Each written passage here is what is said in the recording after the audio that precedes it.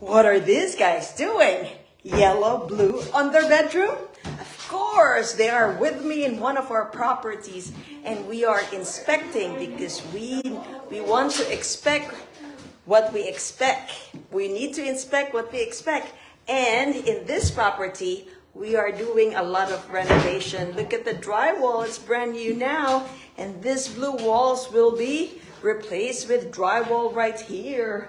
And to make it look nice. And drywalls are already here, all the way to the hallway.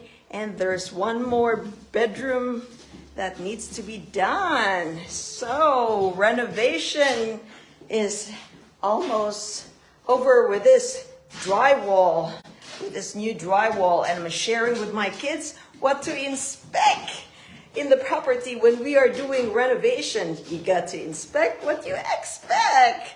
So take care, guys.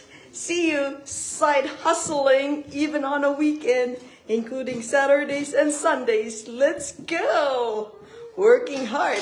Even the kids are working hard. Yay. Bye, guys.